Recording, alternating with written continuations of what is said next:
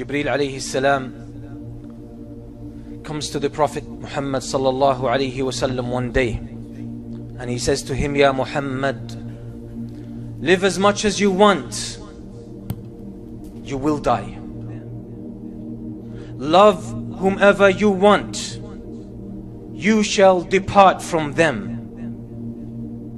And do whatever you want, you shall be rewarded with it, or you shall be recompensed with it. Then he says, Ya Muhammad, know that the honor of the believer is in their prayer night, in the night prayer. And the dignity and the high station of a believer is in him not being in need of others, not being in need of other people.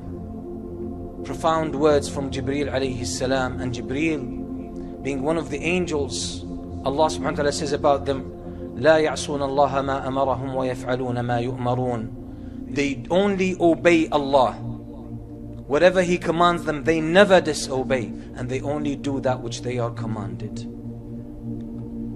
These are profound words that we should all reflect upon, and we should take lessons from. And this same kind of words should be directed to us as well.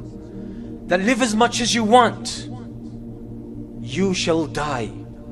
Death will come to you. No matter how much future you think is ahead of you, one day death will come and snatch you out of this world. That's the story of every human being and every creature. And love whoever you want. You might think that's it when you find someone that you love and you are united with them. You feel that that's it, you possess all of life, and that state will be there for eternity. But you shall depart from them. You shall leave them, or they will leave you.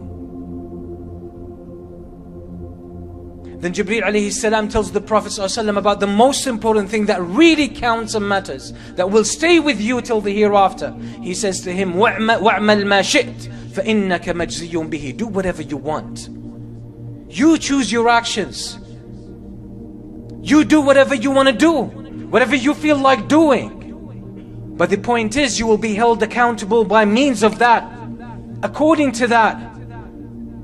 So use that freedom in a responsible way, in a responsible fashion. Then he points him to something that is valuable and that is important and helpful. Just after you realize these facts, that you will not live forever, that you will leave this world one day, and that you will leave the people that you love and the people that you feel connected to. You shall leave them, and you will leave them alone. And yes, you have the freedom to do what you want, but it's not an open checkbook, because whatever you do, you shall face it on the day of judgment. So you are preparing, you're setting yourself up for the day of judgment based on what you do. So choose wisely. Then he gives him practical advice, something that will give him dignity in this world, something that will keep him in a state of honor, and that's praying at night. Why? Because it brings you closer to Allah. That's the time when you leave everything behind and you just connect with Allah subhanahu wa ta'ala, and you have a time to spend with Allah. Because life takes us over. During the day we're busy chasing our work and our business and our relationships and our goals and our desires and our pleasures. But we tend to forget about Allah subhanahu wa ta'ala, so we lose our focus. We stop, or we fail to see the reality of this life, and we don't realize that we were brought into this life to be able to connect to Allah and make our way back to Him. But the distractions take us away from that. So we need to readjust our focus. So when you pray, and when you do that at night, you're readjusting your lens so you can focus on Allah subhanahu wa ta'ala. And you can put everything in its right place. Then he points to something else that's extremely important.